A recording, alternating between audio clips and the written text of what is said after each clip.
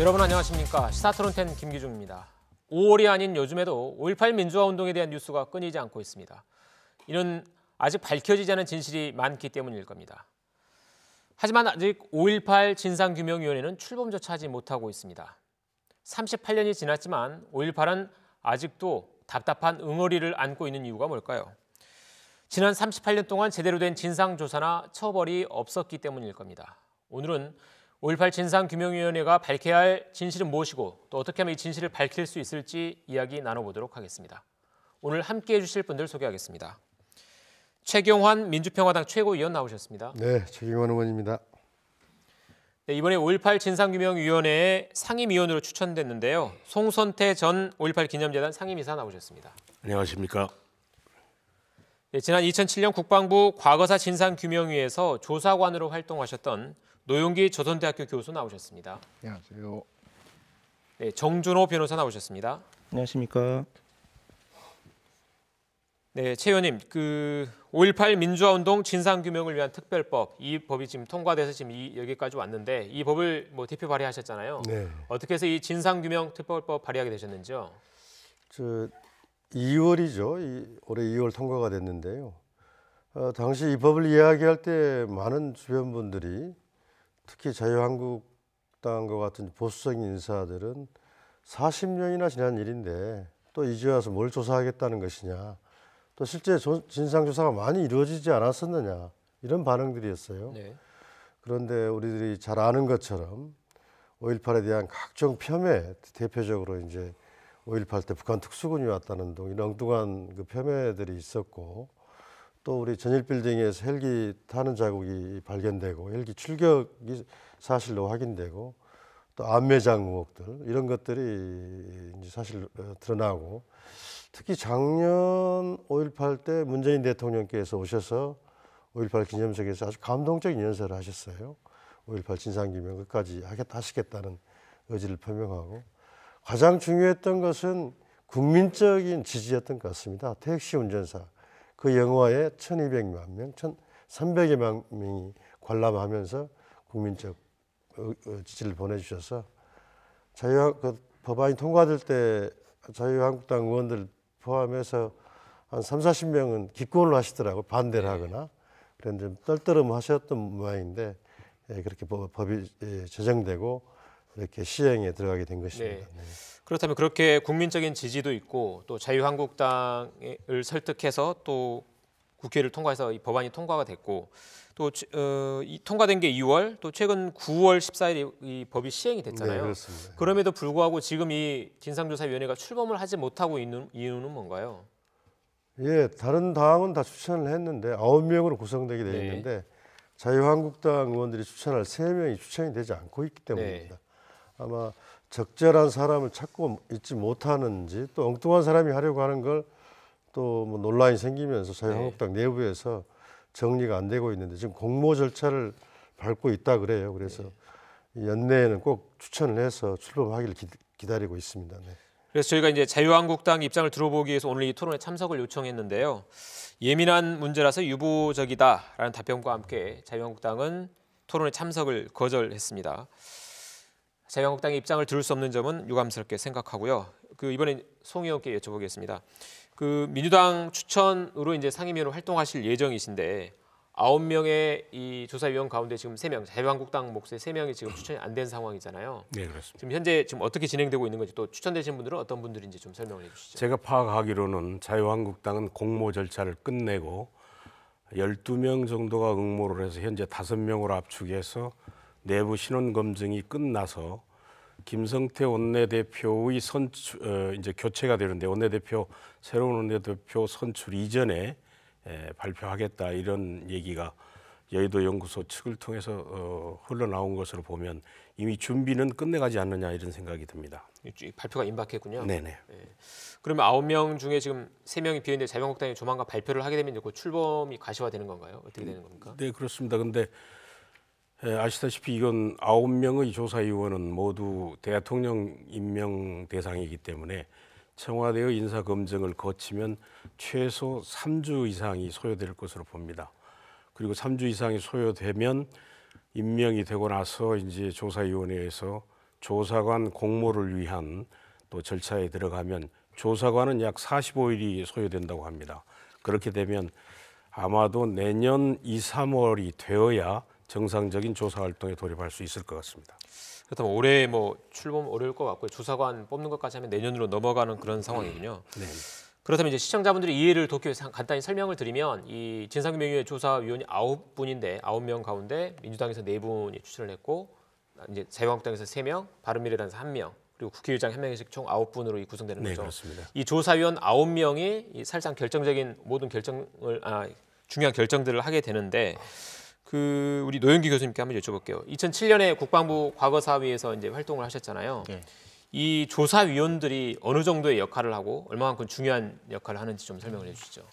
기본적으로 이제 조사관들은 그 실질적인 조사를 담당한다라고 하면은 그걸 기초로 해서 조사 보고서가 작성이 되었을 때 위원들은 그리고 이제 그보다 먼저 조사의 방향성이라든지 뭐 그런 원칙들을 잡아주는 역할들을 하게 될 것 같고, 그다음에 이제 보고서가 채택되는 과정에서 최종 보고서를 채택하는 데 있어서 절대적인 역할들을 할 수밖에 없죠. 그러니까 이 9명의 조사위원이 직접 조사를 하는 건 아니지만 조사관들이 조사해온 내용을 토대로 어떤 내용을 보고서에 포함할지 말지, 어떤 것을 더 조사할지 말지 등 결정을 하는 역할을 하는 거군요. 그렇죠. 그래서 중요하다는 거고, 여기에 지금 자유한국당 추천 몫이 3명이나 지금 들어가 있는 상황인데 이 자유한국당에서 누구를 추천할지도 굉장히 관심이 큰 것 같아요. 그렇습니다.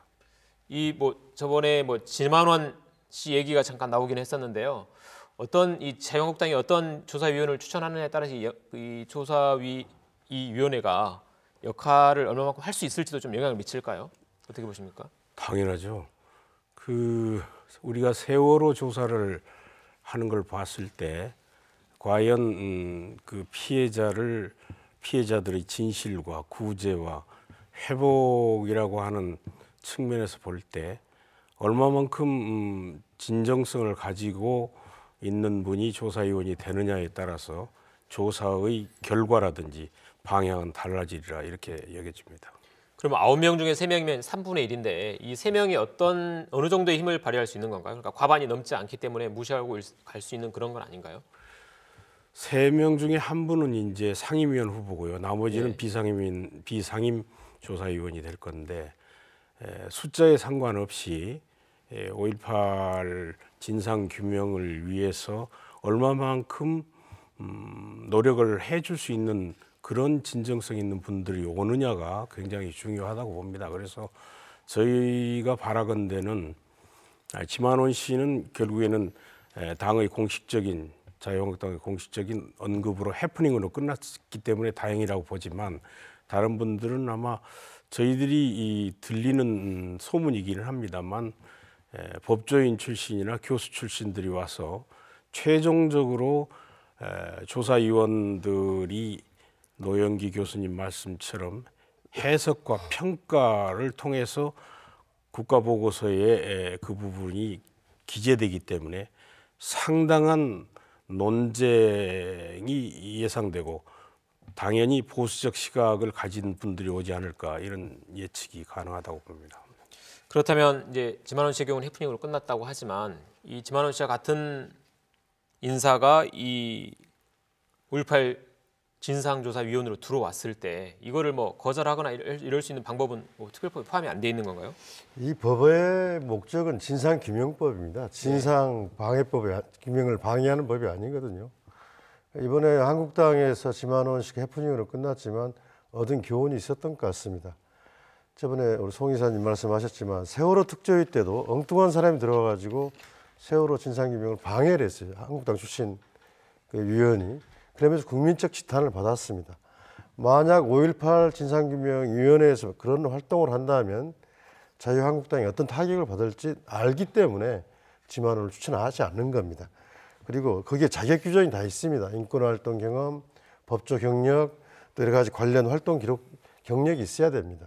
그런 자격 규정이 있어야 되고 또 무엇보다도 여론의 검증이, 언론의 검증이 크게 나갈 겁니다. 그리고 청와대에서도 이제 일단 인사 검증을 할 거고, 그래서 이런 과정에서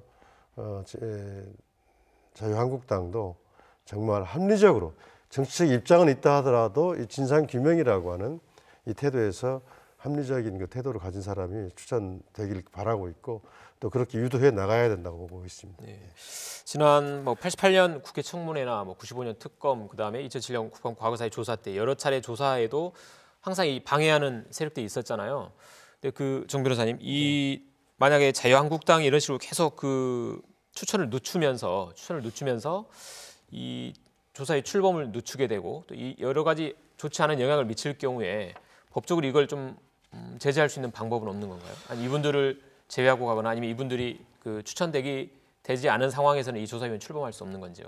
예, 특별법이라고 하겠습니다. 그 특별법 규정들을 보면 그 위원장은 그 위원회를 대표하는 위원장은 위원들의 의결로 선출을 하도록 돼 있습니다. 그렇기 때문에 그 자유한국당 3명의 위원이 구성이 되지 않은 상태에서는 위원장 선출 자체가 좀 어려운 상황이고요. 위원장이 선출이 되어야 위원장 명의로 그 사무처 직원들이라든지 임명장이 발급이 가능합니다. 그렇기 때문에 안타깝게도 그 자유한국당 추천위원 없이는 위원회 구성이 사실상 좀 어려운 상황입니다. 한 가지 다행스러운 것은 지금 그 조사 기간이 2년에서 최장 3년까지로 정해져 있는데 그 조사 기간이 이제 개시가 되는 것은 위원회 구성이 만료된 이후부터 개시가 되기 때문에 조사 기간 자체는 그대로 유효한 것 같습니다. 그러니까 이게 지금 두세 달 늦어지고 있긴 하지만 이게 조사 기간을 줄이거나 하는 그런 역할을 하지 않는 거군요. 예. 조사 기간이 줄어들지는 않는 거죠. 그렇다면 이번에는 기본 2년, 연장할 수 있으면 1년 연장해서 3년까지 최대 가능한 거잖아요. 그럼 과거에 그 특검 조사를 할지 아니면 국방부 과거사의 조사와 비교했을 때 이 조사 기간은 그 과거와 비교했을 때 좀 더 많이 이렇게 확보가 된 건가요? 어떻습니까? 글쎄요, 그 하기에 따라서 다른데 네. 어쨌든 기본적으로는 과거에 비하면은 일단 과거의 기구 청문회는 모르겠는데 제가 활동했었던 과거사 진상규명위원회 같은 경우는 국방부의 임의기구였기 때문에 기간도 한정적이었고 그다음에 권한 자체도 없었고 사실은 이제 그런 측면에서는 한계가 많은 조직이었음에도 불구하고 그 당시에 이제 새로운 자료를 끄집어낸다 할지 이런 부분들은 가능했었는데 이번에는 이제 국회에서 법이 통과가 되었고 특별법이 되었기 때문에 조금은 더 나아지지 않을까. 권한도 분명히 있고 법적 권한 자체도 있고 그래서 좀 그런 부분들은 과거와는 좀 달라졌다. 2007년에 얼마 정도 활동을 하셨죠? 저희가 한 2년 조금 2년 정도요. 네. 그때보다는 1년 정도 더 할 수 있는 상황이었네요. 네. 그리고 그러니까 사실은 이제 하기 나름이라는 게 자료 자체가 워낙 방대하고 인력 자체도 한정돼 있고 시간 자체는 더더군다나 한정돼 있기 때문에 이게 3년이라고 해서 그 3년 동안 조사만 할 수는 없는 거잖아요.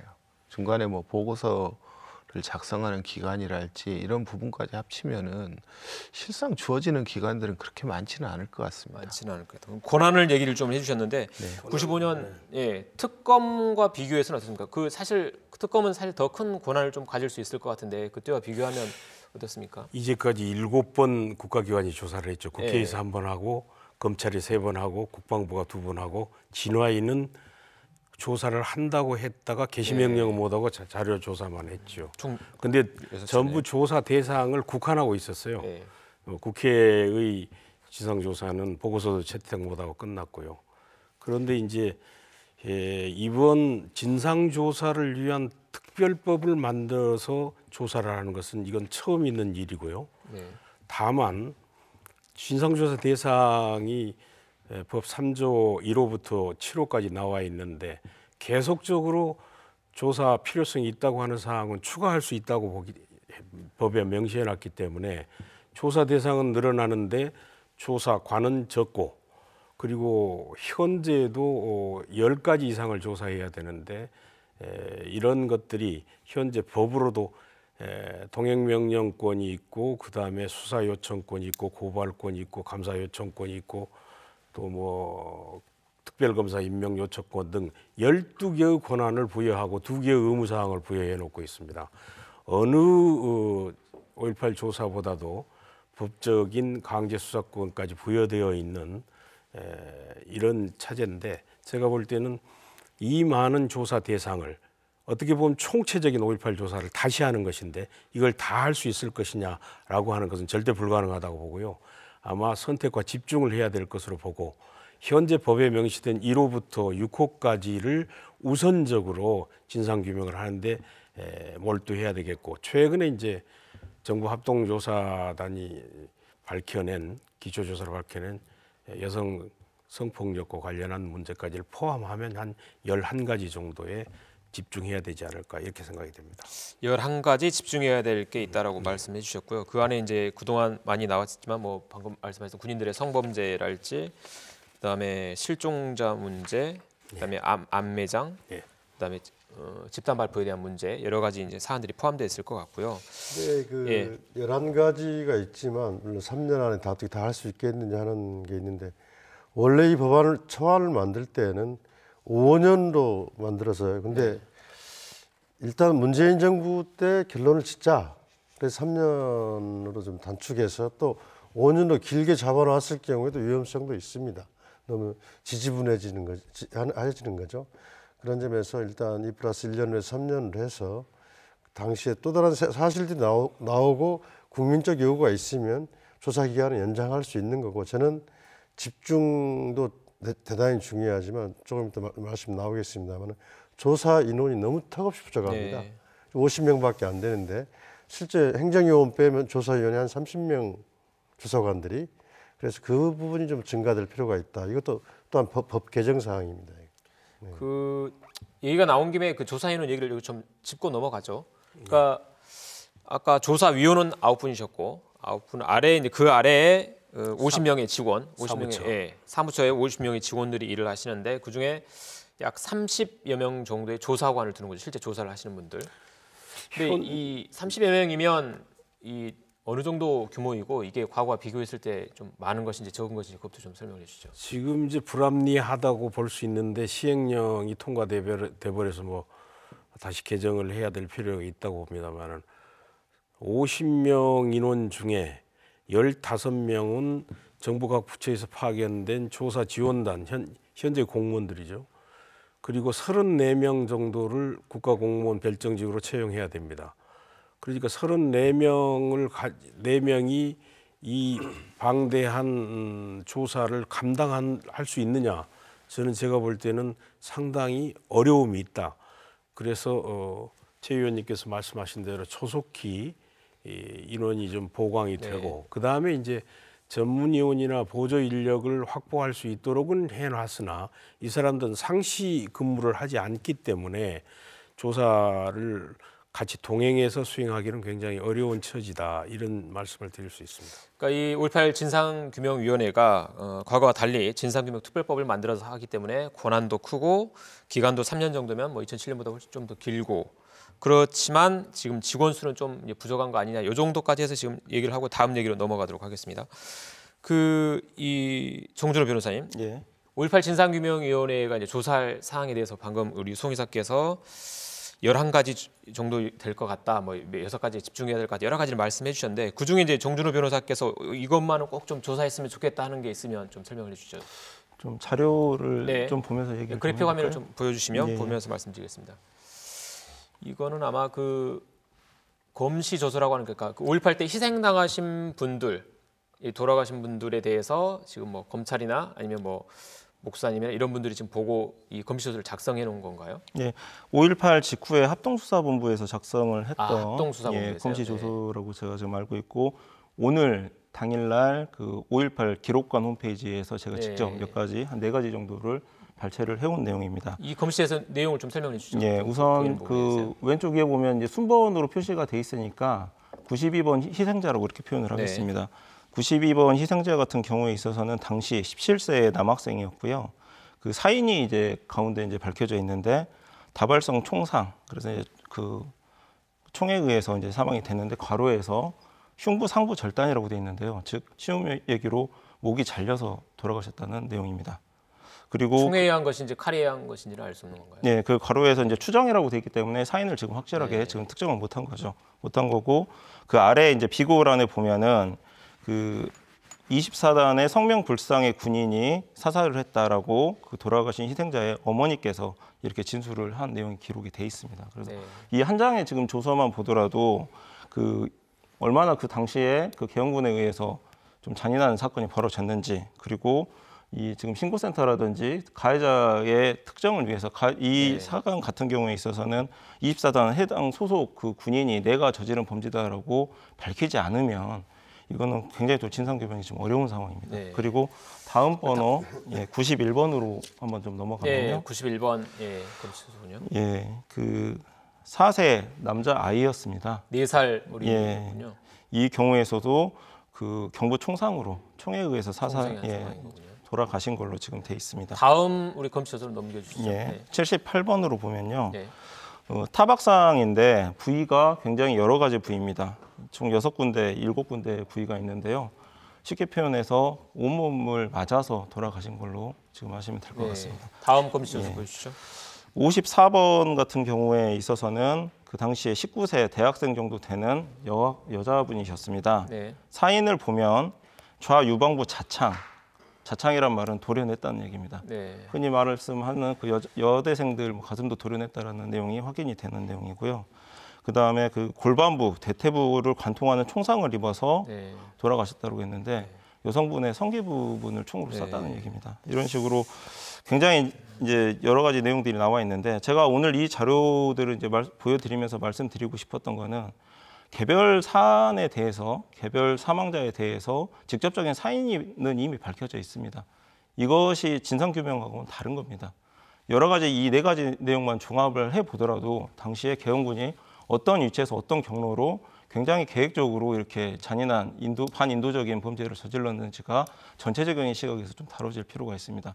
어떻게 본다고 하면은 그 단순히 계엄군의 그 우발적인 사건이 아니라 그 계획적인 양민 학살로도 볼 여지가 충분히 있습니다. 그래서 이번 그 진상규명위원회에서 가져야 되는 큰 소명 중에 하나가 개별 사안에서 집중을 하는 게 아니고 전체적으로 봤을 때 어떤 의도적이고 계획적인 목적을 가지고 이런 사건들이 벌어졌는지를 관통하는 조사가 반드시 이루어져야 됩니다.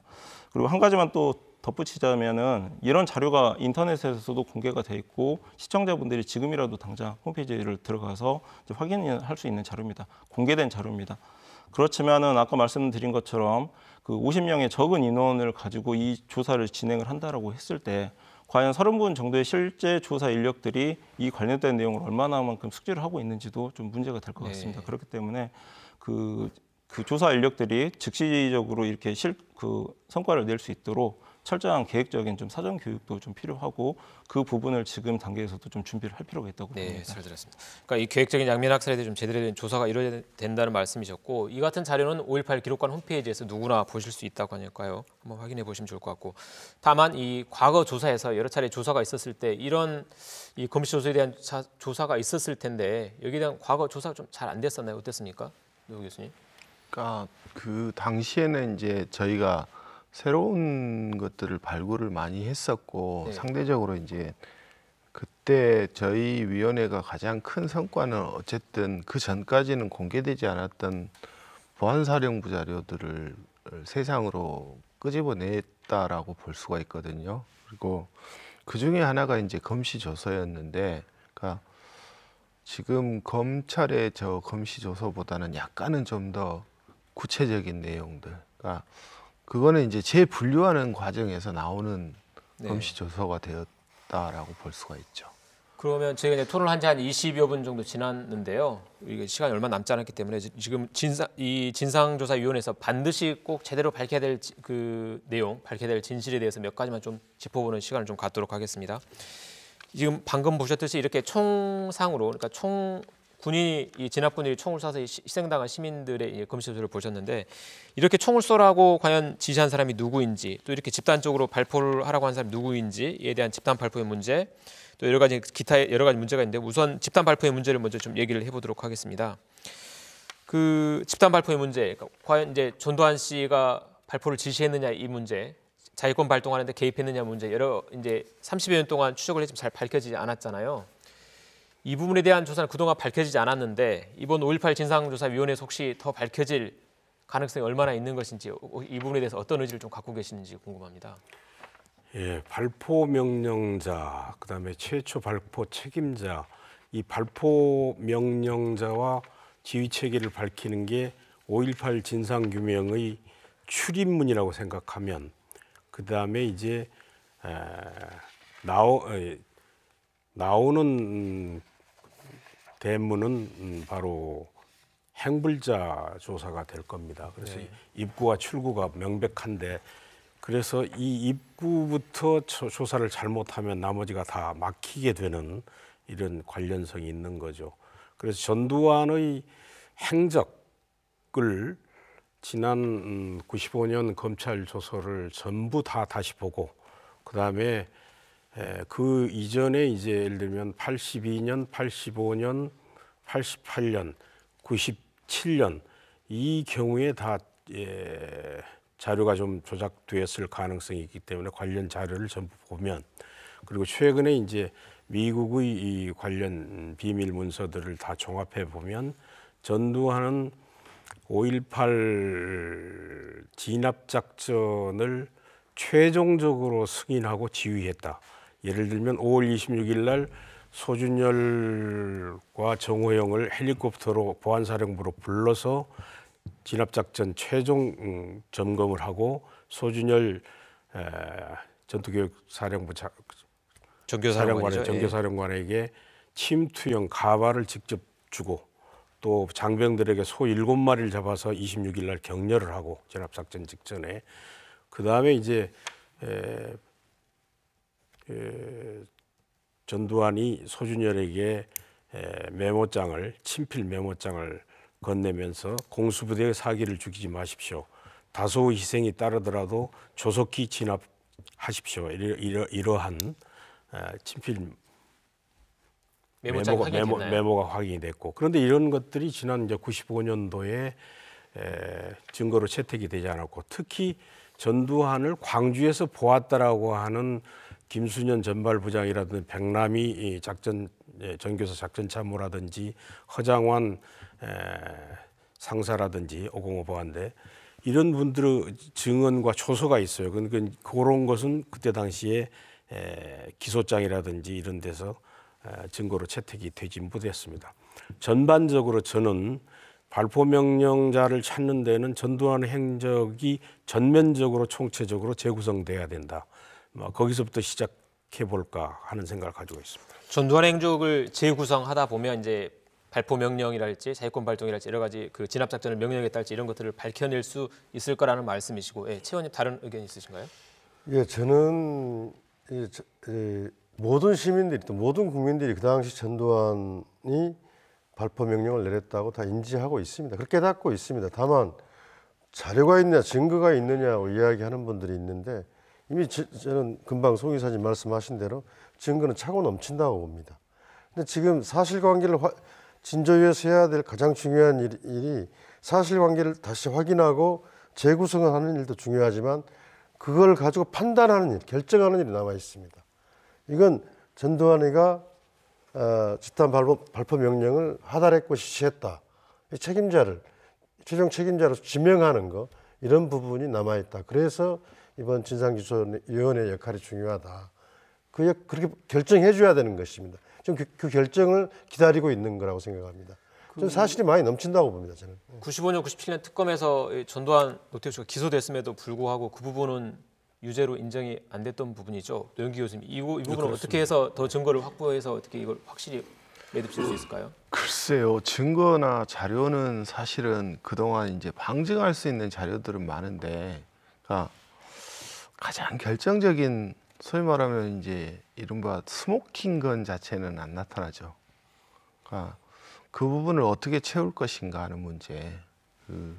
저는 이제 기존에 있는 자료들은 정말 송 이사님 말씀하신 대로 굉장히 넘치는데, 이걸 어떻게 재구성을 할 것인가, 그리고 이제 다양한 자료들과 직접적으로, 그리고 이제 그 5.18 자료의 가장 큰 문제가 뭐냐면은 결정적인 자료들이 없어요.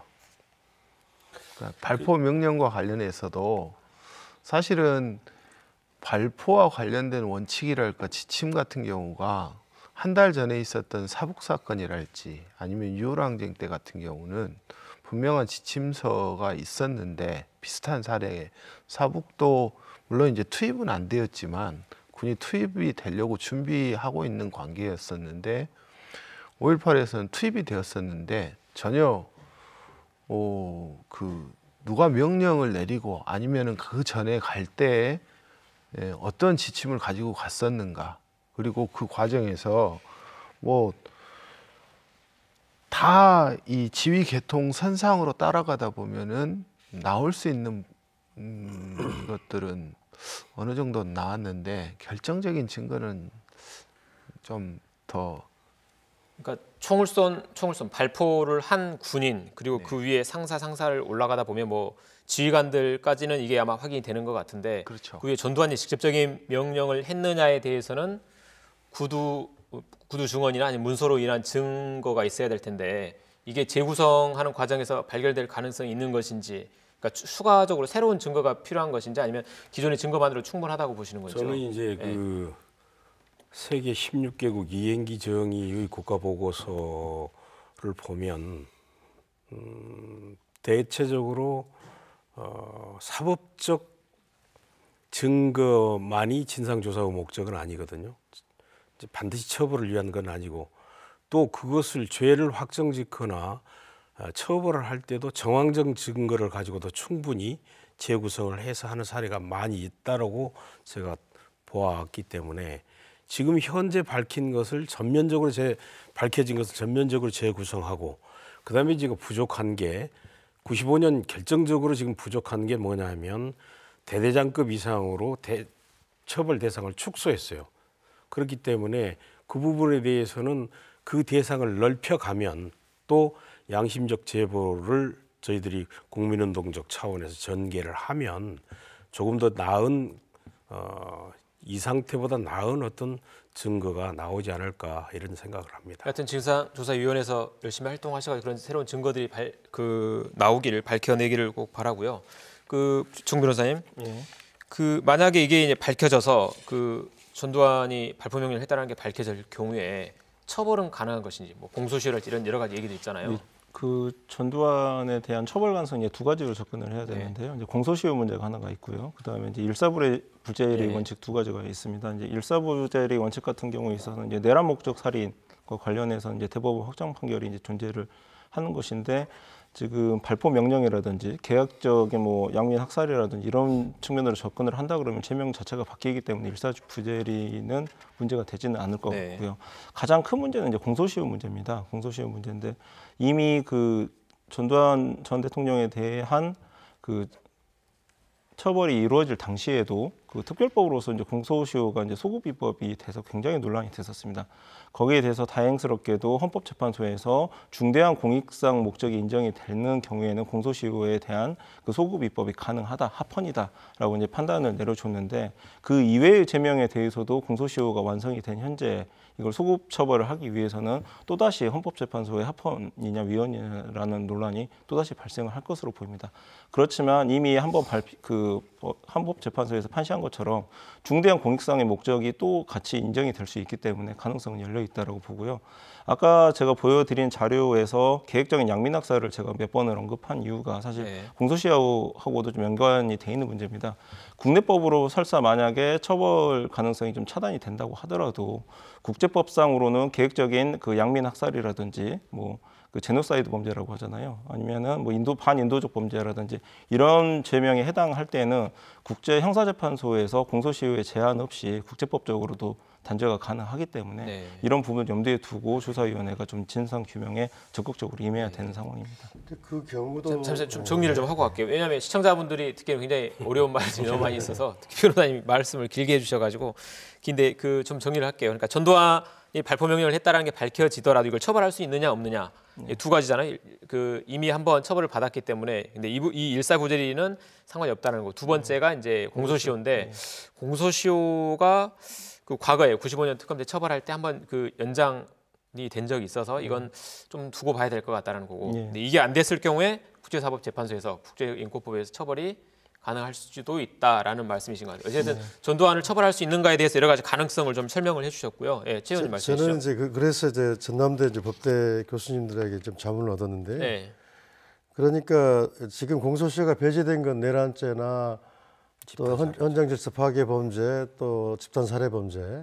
그래서 만약 전두환이 최초 발표 명령권자로 확인될 경우는 집단 살해 공소시효가 배제되는 집단 살해로 적용돼서 처벌할 수 있다는 거죠. 처벌할 수 있다고요? 그렇고 내란 목적 살인죄 내란죄 역시 새로운 증거가 발견될 경우에는 처벌할 수 있다는 것. 다만 군인들이 한 성폭행 행위는 유감스럽게도 그 공소시효가 적용이 됩니다. 그래서 처벌할 수 없는 그런 경우고, 그런 경우이기 때문에 내란죄의 행위, 집단 발포 행위는 집단 살해죄로 또 국제법에 가입한 조약도 있는 거고, 그렇게 제가 좀 해석을 받고 있습니다. 정 변호사님, 그러니까 그 법조계에서도 지금 이걸 처벌이 가능하냐 하지 않느냐에 대해서는 여러 가지 의견들이 분분한 거죠. 예, 방법들을 이제 찾는 연구들도 계속 네. 되고 있고요. 아까 이제 성범죄 같은 경우에는 공소시효가 좀 현실적으로 문제가 된다라고 이제 말씀을 하셨는데, 그 부분도 특별법을 통해서 소급입법 자체는 가능하고요. 그랬을 때는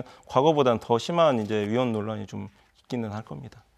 그러니까 제대로 된 진상 규명 그리고 이제 제대로 된 처벌이 좀 이루어졌으면 하는 그 시청자들의 바람에 대한 얘기였고요. 그 이제 나오는 문 아까 말씀하셨는데 행방불명자의 문제. 네. 그 80년 당시에는 뭐 행불자가 굉장히 많다, 뭐 1,000명, 2,000명까지도 얘기가 나오고 그랬었잖아요. 그리고 이제 최근 광주시에서 공식적으로 인정된 분이 아마 242명 정도 되는 것 같은, 242명 정도. 신고자. 예, 신고자가 240명. 그 중에 인정한 경우가 이제 82명 이 정도, 3분의 1 정도밖에 안 되는 것 같은데요. 이 행불자의 문제, 그리고 안매장으로 이어질 수밖에 없는데 이 부분은 어떻게 조사를 하실 계획이신지요? 아까 말씀드린 대로 행불자 문제는 5.18 진상규명의 이제 출구와도 같은 것인데, 이 문제는 시신이 없는 거죠, 시체가. 그래서 이제 시체는 지금 어디 있느냐. 5.18 기간 동안에 살해됐거나 실종된 건 분명한데, 이 부분에 대한 것은 현재 우리 특별법에도 당연히 조사 대상으로 되어 있고요. 우선 저희들은 80년 6월 초에 광주에 투입됐던 군 부대들이 다시 사체 처리반을 구성해서 투입되었다고 하는 사실만 있지, 사체 처리반의 실체, 그다음에 투입 경위, 그다음에 사체 처리 경위, 이런 것에 대해서는 밝혀진 바가 없습니다. 이 부분에 대해서 일단 집중을 해볼 거고요. 군 문서에는 또 청문회상에서 군 관련 최고 지도부에서는 정호영부터 우리는 안매장을 하지 않았다, 가매장했다 이렇게 되어 있는데, 군 작전 문서에는 이렇게 되어 있습니다. 안매장 시신이 발견될 경우 사망자가 추가될 수 있음이라고 하는 명백한 군 문서가 있기 때문에 군인 당시 투입되던 군 부대들도 가매장뿐만 아니라 안매장을 인정하고 있다.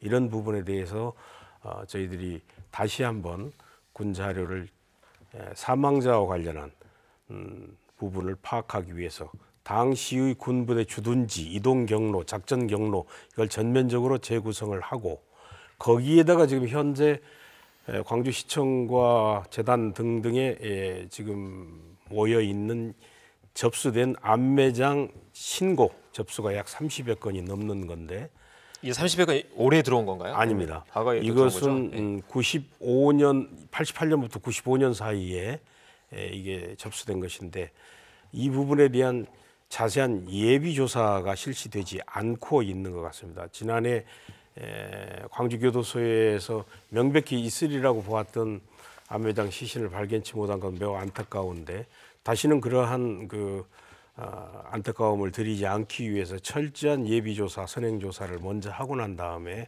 최종적으로 발굴 여부는 결정해야 된다, 이렇게 생각이 되고요. 그 다음에 이제 투입되었던 계엄군들에 대한 광범위한 탐문조사가 필요하다고 저희들은 봅니다. 그동안에 이제 교도소 주변이라든지 지금은 각화동 농산물 시장이지만 과거에 야산이었는데, 그런 쪽에서 사후에 투입된 장병들, 특히 삼공수 병력들이 이 제보를 해서 시신을 찾은 경우도 있고 그렇기 때문에, 그러한 투입 부대원들에 대한 광범위한 탐문 조사를 병행하면 어떤 근거는 나올 것이다. 또 나머지는 현재 저희들이 개인적으로도 그렇고 연구자들 집단적으로도 하고 있는데 외국의 자료라든지 이런 부분에서도 언급된 부분을 지금 찾고 있습니다.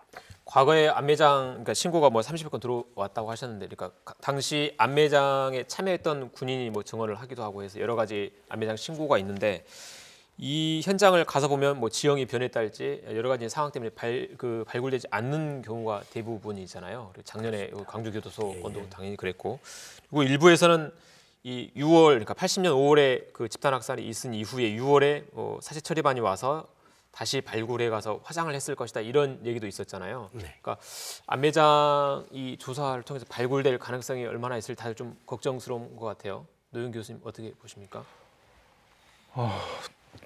그게 어려운 제일로 부분인데, 어떻게 보면은 제일로 힘든 문제죠. 예. 사실은 그러니까 가장 크게는 그걸 구체적으로 진술을 하고 있는 구술을 하고 있는 분들조차도 막상 가보면은 38년이 흘러버렸기 때문에 너무 이 상황 자체가 지형 자체가 너무 많이 변했고, 그러니까 저희 같은 경우는 이제 안매장에 대해서 거의 조사를 안 했던 이유 중에 하나가 뭐냐면 그 당시에 광주시청에서 이제 발굴을 몇 건을 했었어요, 사실은. 80년 당시에요? 아니요, 2007년도에. 2007년에요.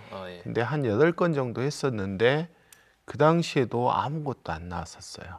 그러니까 그 사람들이 기억하고 있는 것과 그 과정에서 건물이 들어선다 할지 아니면 도로가 생겨버린다 할지 이러면서 어떠한 상황이 되었었는지에 대한 명확한 사전조사, 이 송 이사님 말씀하신 대로 발굴을 하기 위해서는 정확한 지점과 그 부대, 그리고 실제로 그 시신을 묻었던 사람들, 이런 사람들까지 좀 그 정확하게 이 확정짓지 않는 이상은 쉽게 이게 조사가 되어서는 안 될 것 같다라는 게 제 개인적인 생각이고, 사실 그 당시에 이제 저희가 했던 게 그 조사가 5.18만 했던 게 아니라 실미도 사건을 조사를 했었거든요. 그래가지고 실제로 벽제 화장터에서 시신을 발굴을 했었어요. 그 당시 근데 이제 벽제 공동묘지였기 때문에 지형 자체가 거기는 바뀌지 않았었고, 당시에 시신을 묻으셨던 분 중에 한 분이 그 위치를 찝었기 때문에 그 발굴 자체가 가능했었죠. 발굴이 가능했던 사례가 네. 있긴 있군요. 예. 그리고 어쨌든 행방불명자 가족분들께서는 어쨌든 꼭 이 안매장 조사가 잘 돼서 발굴이 되기를 아마 많이들 기대를 하고 계실 것 같습니다. 하여튼 열심히 조사하셔가지고 잘 발굴이 되기를 꼭 바라고요. 최근 이제 올해 들어서 많이 내용이 나오고 있는 게 지금 5.18 때 군인들의 성범죄 문제 지금 계속 나오고 있고, 또 올해 17명의 피해 사실을 확인했다라는 지금 발표도 있었습니다. 이 부분 군인들의 성범죄, 그러니까 그동안 소문은 무성했지만 이제 이런 것들이 하나하나 사실로 확인되고 있는 것 같은데요. 이 5.18 조사위원회에서 이 군 성범죄 문제는 어떻게 또 조사하실 계획이신지요? 금년 9월 8일 날 출범한 이제 국가인권위원회 국방부 여가부 합동조사단은 당초에 출범할 때 기초조사만 하기로 했습니다. 기초조사를 하면 이제 피해자 신고를 받고 피해자 조사를 하고 피해와 관련된 군 내외의 자료를 조사해서 10월 말까지 조사를 해서 그 기초조사를 향후 출범할 수 있는 조사위원회에 인계한다, 이렇게 돼서 현재까지는 그 기간 동안에 17명이 확인이 됐는데요. 이 부분은 계속적으로 신고 접수를 조사위원회에서는 받아야 되겠고요. 거기에 따라서 이제 조사를 할 경우에는 굉장히 조심을 해야 된다. 2차, 3차 피해, 가족의 피해 이런 것이 우려되기 때문에 치유를 겸해서 활동할 수 있는 전문 연구기관에 위탁해서 조사를 진행할 거고요. 그다음에 이와 관련한 군 내부의 사후에 80년 5월 이후에 군 내부에 첩보 보고가 있는지 각종 해당 부대의 보안 기무 부대의 자료를 지금 전체적으로 다시 들여다볼 참입니다. 이 군성범죄에 관련해서는 과거에는 과거 어떤 5.18에 대한 조사에서는 이루어지지 않았던 부분인 거죠. 네. 지금 이 5.18 진상규명조사위원회에서 처음으로 이걸 조사하는 그렇습니다. 거죠. 지난 저희들이 이제 5.18 끝나고 수사 받으면서 그 고통을 호소한 우리 동료들, 피해자들 또 여성분들도 있었습니다.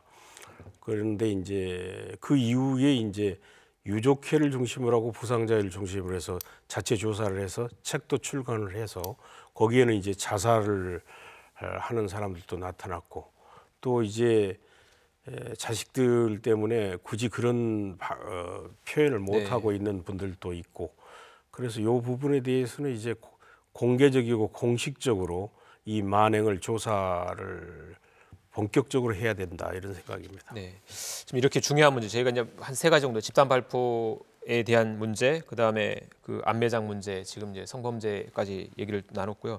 지금 시간이 얼마 남지 않아서 이 부분 좀 얘기하고 좀 마무리해야 될 것 같습니다. 지금 이렇게 중요한 일들을 조사해야 함에도 불구하고 지금 아까 조사관이 30여 명밖에 안 된다고 했잖아요.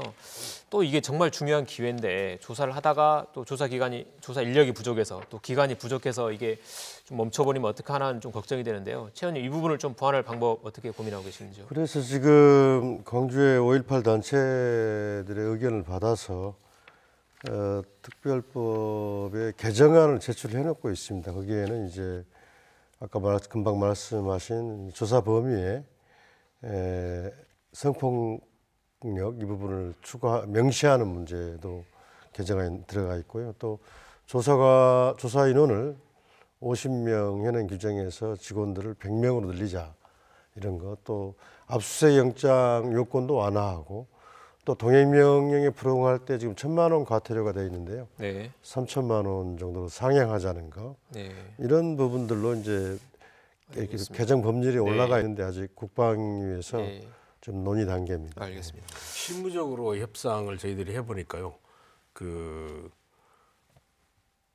시행령 과정에서 이제 기재부라든지 이쪽은 타 위원회라든지 그런 사례를 들어서 인원을 늘려준다든지 이런 부분에 대해서는 상당히 부정적이더라고요. 저는 국회와 정치권이 이걸 좀 강력하게 밀어붙여야 되지 않느냐. 이런 정치권의 생각입니다. 역할이 그런 중요한 세월호 것 같습니다. 특조위나 과거의 국가폭력 조사위원회 비교해서 너무 인원이 적습니다. 내년에 지금 71억 이 조사위원회 경비가 했는데 경비도 충분하다고 할 수가 없고요. 그래서 조사위원회 증원이 대단히 필요한 상황입니다. 네, 하여튼 정치권에서 좀 열심히 역할을 해주시길 바라고요. 지금 그 토론 시간이 한 3분여밖에 남지 않아서요. 이 5.18 진상규명위원회 조사위원회에 바라는 점을 간단히 말씀을 해주시고 토론을 마무리해야 될 것 같습니다. 먼저 정준호 변호사님 먼저 좀 마무리 바랍니다. 예, 방금 이제 조사 인력과 관련된 얘기와 관련해서 조만간 이제 국방부에서 진상규명위원회 그 선행조사 연구 용역을 발주를 한다고 제가 말씀을 들었습니다. 이 용역 자체가 사실 이제 선행조사 성격이기 때문에 그런 적은 인력과 관련된 문제점 좀 보완할 수 있는 연구 용역 과제로 수행이 돼야 되고 또 가해자의 증언이라든지 자발적인 증언이 굉장히 지금 의존을 해야 되는 상황이기 때문에 그 연구 용역 과제를 통해 가지고 그러한 좀 분위기를 만들어내는 사례들을 발굴해서 홍보를 하는 게 좀 필요한 것 같습니다. 그리고 용기 있는 증언들이 많이 예. 필요할 것 같습니다. 예, 노영기 교수님. 저도 이제 그 2가지인데 하나는 지금 이제 많은 사람들이 관심을 갖기는 하는데 전체적으로 위원회 자체 조사의 독립성이라는 부분들 관심은 갖되 지나치게 위원회에 간섭을 하게 되면은 그때부터는 이 위원회의 조사 방향 자체가 흐트러질 수 있기 때문에 그 부분은 좀 주의를 해야 될 것 같고 또 하나는 이제 가해자들의 결국은 입을 열어서 그걸 해야 되는데 제 경험상 보면은 이 가해자들의 이야기 자체가 양날의 검이거든요. 그러니까 어쩐 때는 잘 이야기를 할 수도 있는데 반대로 진실을 은폐하거나 왜곡시키거나 이런 경우도 있기 때문에 좀 고민이 필요할 것 같습니다. 하여튼 앞으로의. 조사위원회 독립성, 네. 용기 있는 증언 말씀해 주셨고요. 예, 의원님. 저는 이제 그 법에도 나와 있는데요. 이제 진상 조사 결과로서 보고서 작성 문제가 있습니다. 이것을 5.18이 어떻게 진행되었고 어떤 의미가 있고 또 누가 시민들 향해 총을 쏘았고 피해는 어떠했고 이런 것들을 가지런히 정리해서 발표하는 것. 그게 법에 나와 있는데 그 작업을 최종적으로 잘해야 된다. 그것이 앞으로 역사 기술의 기준이 되고 또 재판의 기준이 되고 모든 게 기준이 됩니다. 그런 점에서 그걸 목표로 해야 된다는 것이고 그러기 위해서는 저는 제일 중요한 것은 국민들의 지지입니다. 우리 광주 시민들만이 아니라 진상조사위원회 활동을 감시하고 성원하고 이런 거에 대해서 잘 되도록 이렇게 격려하고 하는 국민들의 지지가 대단히 중요하다. 거기에서 힘이 생길 것이다 이렇게 생각하고 있습니다. 알겠습니다. 예, 마지막으로. 저는 닫힌 입을 열게 하는 게 가장 중요하기 때문에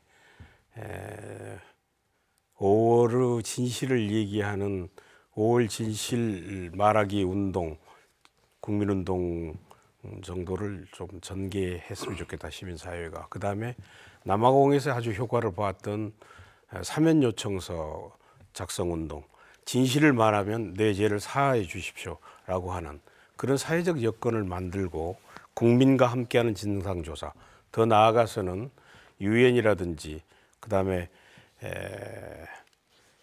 국제인권법상 보장하고 있는 여러 가지 원칙과 기준에 합당한 그런 조사가 돼야 된다 이런 생각을 가지고 특히 이제 가해자 측에 섰던 분들, 부당한 명령에 출동했던 군인들이 이런 분노하는 민심과 역사적인 어떤 심판을 외면하지 말아줬으면 좋겠다 하는 생각입니다. 네, 감사합니다. 스타트론텐 이제 마칠 시간입니다. 네 분 모두 고생하셨습니다. 고맙습니다. 네, 이제서야 제대로 진실을 밝힐 기회를 찾았다. 또 마지막 기회가 될지도 모르겠다. 5.18 진상규명조사위원회가 제대로 조사해 주길 바라는 목소리가 높습니다. 정말 이번엔 진실을 제대로 밝힐 수 있을까요? 지난 여러 차례 조사처럼 조작과 은폐 세력에 가로막혀서 진실의 문 앞에서 돌아서는 것은 아닐지 걱정도 큽니다. 세월이 흐를수록 증거는 사라지고 기억은 흐려지기 쉽습니다. 더 늦기 전에 5월의 진실을 제대로 밝히길 바랍니다. 시사트론텐 오늘 순서 여기서 마치겠습니다. 고맙습니다.